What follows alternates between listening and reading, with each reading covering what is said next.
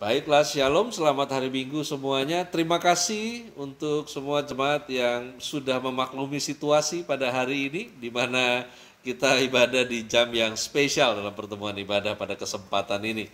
Dan pada kesempatan ini saya mau sampaikan pesan Tuhan tentang skillful and faithful yang harus berjalan beriringan, di mana kita belajar dari kisah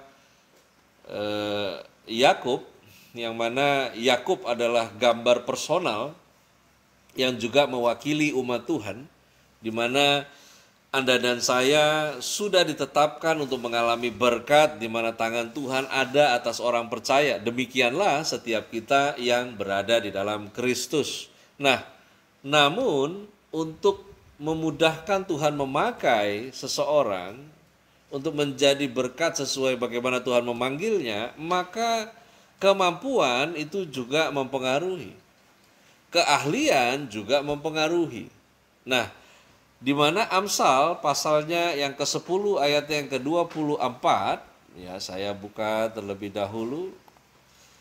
Di Amsal pasalnya yang ke-10 ayatnya yang ke-4, tangan yang lamban itu membuat miskin, tetapi tangan orang rajin menjadikan kaya.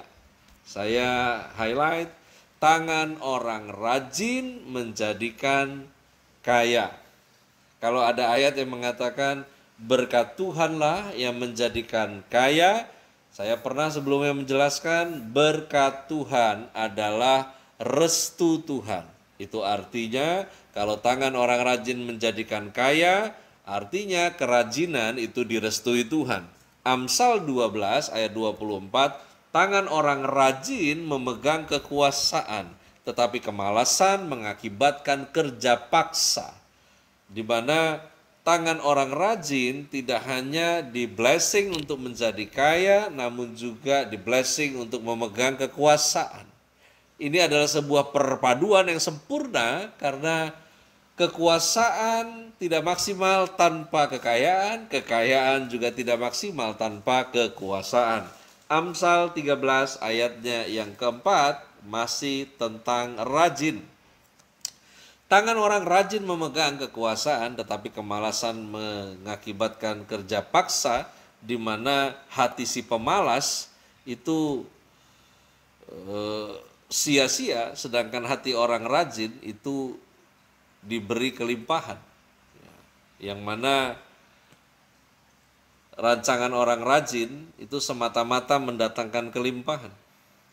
Ini kalau tadi bicara orang rajin terima kekayaan, orang rajin terima kuasa, kalau ini sampai kepada rancangannya saja itu bisa mendatangkan kelimpahan, belum actionnya, baru rancangannya saja. Nah, Yakub dalam situasinya yang kita mau bahas saat ini dari Kejadian pasalnya yang ke-30 ayat 31 sampai dengan ayat yang ke-36 berada pada situasi di mana Yakub ini sesungguhnya sampai kepada Laban itu karena difasilitasi oleh ibunya, di mana Laban adalah saudara laki-laki ibunya. Di dalam garis adat orang Batak, hubungan antara Laban dengan Yakub, ponakan, berasal dari saudara perempuan. Dengan demikian, anak perempuan dari Laban sebagai paman dari Yakub itu secara budaya boleh menikah. Jadi kalau anaknya Laban laki-laki, tidak boleh menikah dengan anak dari ibunya Yakub yang perempuan. Tetapi ibunya Yakub yang perempuan, maka Yakubnya anak laki-laki boleh menikahi anak perempuan pamannya. Jadi kalau di garis orang Batak ini ketemu pariban, ya, anaknya tulang, kurang lebih begitu. Namun bukan perjodohan yang sebetulnya menjadi agenda. Yang menjadi agenda awalnya adalah Yakub disembunyikan di tempat pamannya. Itu awalnya. Yakub, nama secara pengertian makna mentahnya adalah penipu.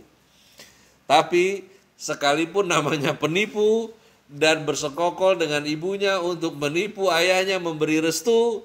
Tapi si penipu ini tidak tahan ketika dia harus bertemu dengan seorang paman yang nipunya lebih gila dari dia.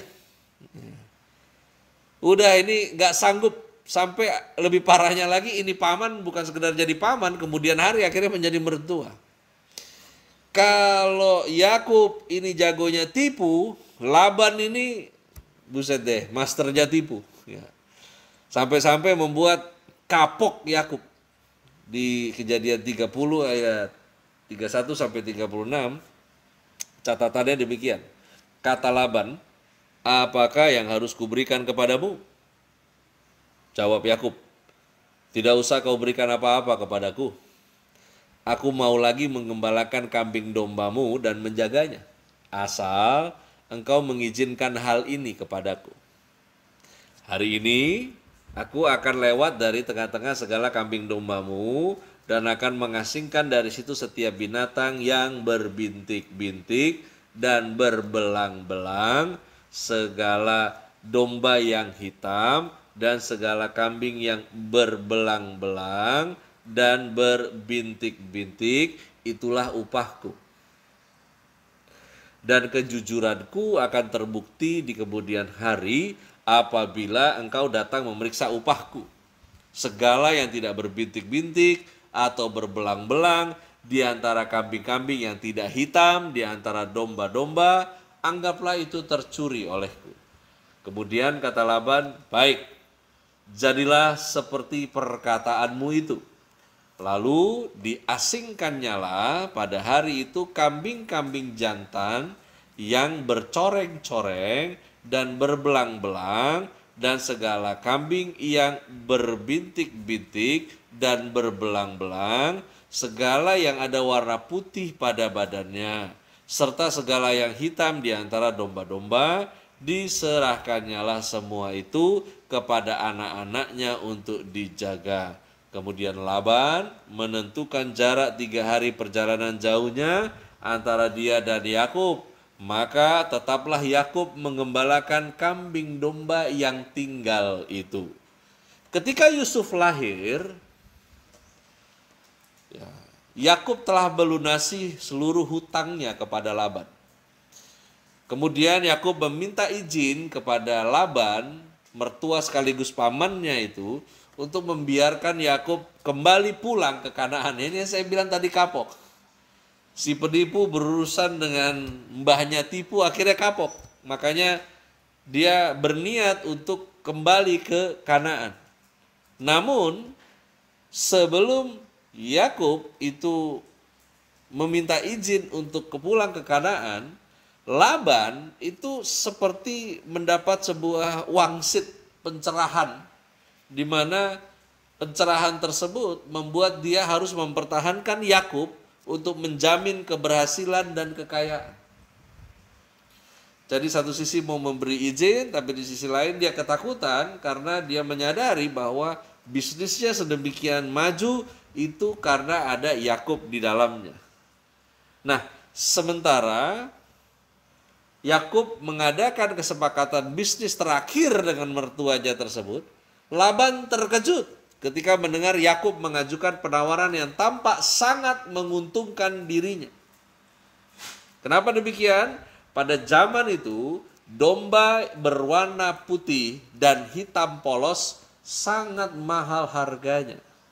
Yakub meminta untuk segera mengerjakan bisnis yang telah disepakati dengan menerima domba-domba yang tidak putih dan tidak hitam dan menyerahkan sisanya kepada Laban. Kurang lebih itu isi daripada perjanjian.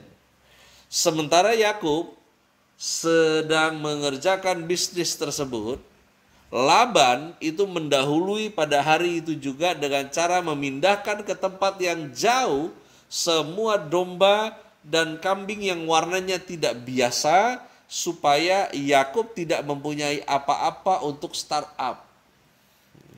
Nah, tindakan tersebut sebetulnya adalah penipuan yang sangat rendah, di mana Laban sangat yakin bahwa dengan demikian Yakub tidak mungkin menang.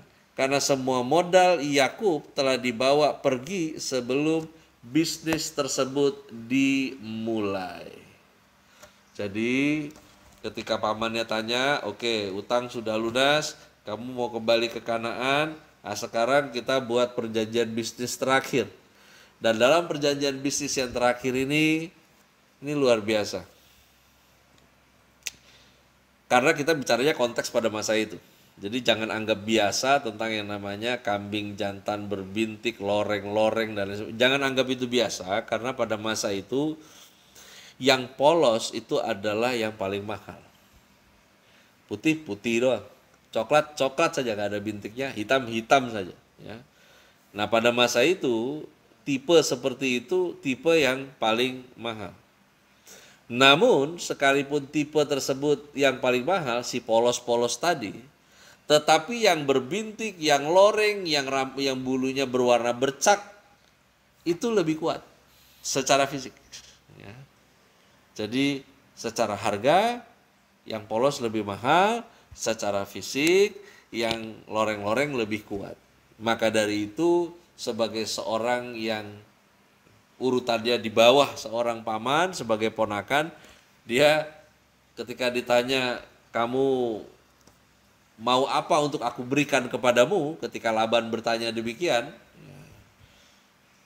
maka Yakub mengatakan, saya nggak usah minta, tapi biarlah domba yang murah harganya itu, yang loreng, yang bercak-bercak, warnanya yang berantakan, bukan satu warna, biarlah itu jadi milik saya aja.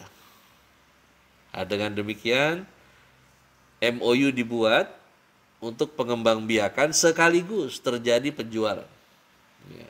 Di mana akhirnya terjadi kesepakatan. Kesepakatannya adalah, ini bisnis terakhir ya Bapak mertua, setelah bisnis ini saya boleh pulang. Nah, kamu maunya apa untuk saya berikan? Kata Laban. Yakub menjawab, nggak usah. Biar saja saya mengelola kambing domba yang ada, nanti yang polos punya papa mertua, yang belang blonteng punya saya. Dan itu sepakat. Karena win-win solutionnya adalah bapak mertua dapat yang lebih mahal. Memang lebih murah yang didapat oleh Yakub, tetapi yang lebih kuat hewannya, karena dia akan melakukan perjalanan. Dan saya mau sampaikan yang pertama tentang skillful and faithful adalah menguntungkan orang lain, itu melindungi berkatmu. Kalau saya bilang melindungi berkatmu, nggak hanya yang sudah siap, yang sedang disiapkan, tapi ini juga bicara tentang hari-hari ke depan. Blessing yang ada padamu terlindungi, karena kamu memikirkan keuntungan untuk orang lain. Mari kita mulai dari situ, bahwa kita nggak akan jadi miskin karena rindu untuk bisa menjadikan orang lain mendapatkan keuntungan. Mari kita mulai dari sana. Ya. Dunia ini tidak bisa kita tuntut adil tidak adil dalam hitungan nilai kekal. Tapi paling tidak, mari untungkan orang lain untuk melindungi berkatmu. Di mana kamu kerja, dalam kesepakatan seperti apa, mungkin ada urusan keluarga tentang sebuah kesepakatan, mungkin ada kesepakatan bisnis yang kamu mau buat, fokuskan untuk kita menguntungkan orang lain. Dan percayalah, berkatmu terlindungi. Nah, di ayat 37 sampai dengan ayatnya yang ke-42, di sana narasi ini berlanjut. Lalu Yakub mengambil dahan hijau dari pohon hawar, pohon badam, dan pohon berangan. Dikupasnyalah dahan-dahan itu sehingga menjadi berbelang-belang sampai yang putihnya kelihatan. Getah dari dahan tersebut. Kemudian Yakub meletakkan dahan-dahan yang dikupasnya itu di dalam palungan, sebuah tempat makan binatang, dalam tempat minum kemana kambing domba itu datang minum. Ya, palungan bisa ditaruh dedak, untuk palungan juga bisa ditaruh air untuk minum. Ya, dimana kemana kambing domba itu datang minum, sehingga tepat di depan kambing domba itu, adapun kambing domba itu suka berkelamin pada waktu datang minum. Jika kambing domba itu berkelamin dekat dahan-dahan itu, maka anaknya bercoreng-coreng. berbintik-bintik dan berbelang-belang. Kemudian Yakub memisahkan domba-domba itu, dihadapkannya kepala kambing domba itu kepada yang bercoreng-coreng dan kepada segala yang hitam di antara kambing domba Laban, sehingga demikianlah ia beroleh kumpulan hewan baginya sendiri, dan tidak ditempatkannya pada kambing domba Laban. Dan setiap kali apabila berkelamin kambing domba yang kuat, maka Yakub meletakkan dahan-dahan itu ke dalam palungan di depan mata kambing domba itu, supaya berkelamin dekat dahan-dahan itu. Tetapi apabila datang kambing domba yang lemah, ia tidak meletakkan dahan-dahan itu ke dalamnya. Jadi hewan yang lemah untuk Laban, tapi polos. Hewan yang kuat itu untuk Yakub. Rupanya ada faktor psikosomatis pada hewan. Ketika berkelamin lalu kemudian melihat pejantannya itu warnanya belang-belang, corang-coreng, itu rupanya terekam. Dan ketika proses binatang ini mengandung, keluarnya juga nanti seperti visual yang dia lihat. Dan itu rupanya terekam pada psikosomatisnya. Apa saya mau bilang, masa kalau kambing pakai jiwa ya nggak begitu. Tapi dari apa yang dia lihat itu rupanya mempengaruhi. Dan nanti ketika dia beranak, itu yang keluar ya yang belang-belang dan coreng-coreng tadi. Dalam kasus ini kata tulus digunakan. Sebuah kesungguhan, kebersihan hati, sebuah kejujuran, nggak pura-pura, nggak serong, ya, dimana ketulusan juga adalah sikap yang tidak berlaku jahat terhadap sesamanya, kesederhanaan, nggak berhati bengkok terhadap sesama, kelakuannya nggak berbelat-belit, bahkan dimana ketulusan sesungguhnya adalah keserasian dengan kebenaran serta fakta yang satu garis lurus. Nah, dengan demikian Yakub itu menginginkan win-win solution dalam perjanjian yang dia buat bersama dengan Laban, pamannya yang sekaligus mertuanya tadi. Namun pikiran Laban berkehendak lain. Laban itu menginginkan semata-mata hanya keuntungan di pihaknya. Tetapi Yakub terlatih oleh kerja kerasnya selama ini dan mulai bertindak dengan cerdik yang digerakkan oleh ketulusan hatinya. Jadi adapun yang Yakub lakukan adalah menaruh beberapa dahan dikupas menjadi belang-belang dalam tempat minum, di mana sehingga letaknya tepat depan kambing domba itu supaya warna anak hewan-hewan itu mengalami pengaruh sebelum lahir karena dari yang dia lihat dari lawan betinanya. Nah, dalam tindakan Yakub perihal win-win solution itu berjalan baik, di mana keinginan Laban memiliki banyak ternak tercapai. Dan Yakub juga mendapat ternak-ternak yang kuat. Yang kedua, baiklah perbuatan itu digerakkan oleh ketulusan. Karena ketika kita berbuat dan itu tidak digerakkan oleh ketulusan, satu hari nanti kita akan berhenti melakukan perbuatan yang baik itu. Dan sebuah perbuatan yang baik yang tidak digerakkan oleh ketulusan pasti akan mengalami kelelahan. Apalagi harus berhadapan dengan orang-orang yang memanfaatkan. Oleh karena itu mari perbuatan kita itu digerakkan oleh ketulusan. Ya. Tulus, di mana dia inginkan orang lain juga dapat yang terbaik. Sementara dia juga tidak mau kehilangan apa yang menjadi bagiannya. Oleh karena itu, baiklah perbuatan kita ini digerakkan oleh ketulusan. Kalau tidak, kita urusannya jadi orang yang selalu hitung-hitungan. Dan parahnya ketika kita hitung-menghitung bukan menjadi makin happy, makin bahagia, makin terberkati dengan prosesnya, justru akhirnya jiwa kita juga makin rusak. Nah, Kejadian 30 ayat 43 di sana tertulis demikian, maka sangatlah bertambah-tambah harta Yakub dan ia mempunyai banyak kambing domba, budak perempuan dan laki-laki, unta dan keledai. Yang ketiga saya mau sampaikan bahwa dasar nilai itu menentukan kualitas yang dihasilkan. Di mana nilai-nilai tentang membangun, berguna, menguntungkan orang lain, memuliakan Allah, ini adalah nilai-nilai yang dalam sebuah paket disebut kehendak Allah. Jemaat yang dikasihi Tuhan, saya juga mau sampaikan bahwa keahlian, kemampuan itu sangat diperlukan. Karena keahlian, kemampuan itu efektif buat sebuah pekerjaan. Nah, kemampuan melakukan sesuatu itu ditentukan oleh semangat. Dan semangat kita itu kita dapat dari alasan kita melakukan perbuatan tersebut. Oleh karena itu, mari miliki dasar nilai yang benar. Sehingga dasar nilai itu tentu akan mempengaruhi kualitas yang dihasilkan. Ya, ingat, kualitas yang dihasilkan penting. Namun dari mana kita harus membangun? Dari dasar nilai. Yang mana kemudian di Kejadian 31 ayat 7 sampai 9 tertulis, tetapi ayahmu telah berlaku curang kepadaku dan telah 10 kali mengubah upahku, tetapi Allah tidak membiarkan dia berbuat jahat kepadaku. Apabila ia berkata, yang berbintik-bintik-bintiklah akan menjadi upahmu, maka segala kambing domba itu beroleh anak yang berbintik-bintik. Dan apabila ia berkata, yang bercoreng-corenglah akan menjadi upahmu, maka kambing domba itu beroleh anak yang bercoleng-coleng. Ya, coreng-coreng. Demikianlah Allah mengambil ternak ayahmu dan memberikannya kepadamu. Kemampuan dan keahlian itu harus dipimpin oleh iman. Karena cerdik dan licik itu sangat tipis. Namun hasilnya jauh berbeda. Kesia-siaan itu biasanya terjadi karena posisi keahlian itu mendahului iman.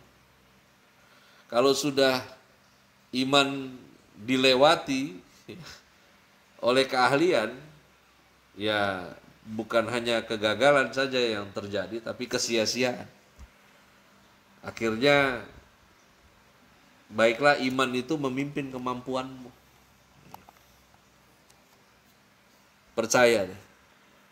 Yang bikin Anda diberkati bukan kesempatan.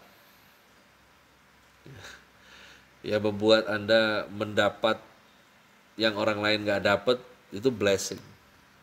Namun mari confirm tentang hal ini, bahwa iman itu harus memimpin kemampuan kita. Kalau tidak, kita selalu melihat kesulitan dalam setiap kesempatan. Karena itu berilah keahlian, kemampuan kita itu dipimpin iman, supaya kita dapat menemukan kesempatan-kesempatan yang baru dalam kesukaran yang kita hadapi. Jangan akal-akalan, karena berkat Tuhan tidak pernah salah alamat, tidak pernah keliru orang yang Tuhan sudah tetapkan. Kalau itu Anda orangnya, blessing itu akan tetap menjadi bagianmu. Namun, baiklah kemampuanmu dipimpin oleh iman. Baiklah kualitas yang kita hasilkan itu ditentukan oleh dasar nilai yang kita percaya. Yang mana akhirnya perbuatan yang digerakkan oleh ketulusan akan terus-menerus berdampak. Tidak hanya kepada yang menerima manfaat, tetapi juga buat kita yang bermanfaat. Oleh karena itu, jangan sibuk pertahankan berkatmu. Mari untungkan orang lain, dan itu akan membuat blessing Anda dan saya terlindungi. Waktu berjalan tidak terlalu cepat, tidak lambat, semuanya on schedule ya Tuhan. Namun baiklah kita paham bahwa hidup ini sebentar saja. Upaya itu perlu, tetapi ingat, iman harus memimpin. Ketulusan harus menggerakkan. Karena kalau tidak, semuanya akan jadi sia-sia. Bukan hanya sekedar hancur, tapi sia-sia, useless. Yang tadinya harusnya menjadi manfaat, akhirnya nggak menjadi manfaat. Jangan ketakutan dengan kurangnya kesempatan. Jangan ketakutan karena kurangnya relasi. Sehingga Anda dan saya nggak bisa menaruh mental kita, menaruh pikiran kita di tempat di mana Tuhan mau Anda dan saya menaruh itu. Kita dikuasai, kita dimiliki oleh Allah yang dahsyat dan ajaib, pemilik segala sesuatunya. Dia mampu memimpin Anda untuk terobosan-terobosan yang luar biasa. Ingat, bukan karena relasi kita, bukan karena kesempatan, bukan karena sekedar kemampuan, memang kemampuan itu dibangun oleh kerajinan yang terus-menerus sehingga menjadi biasa untuk melakukannya dan tetap bertumbuh, tetap jadi berkat. Percaya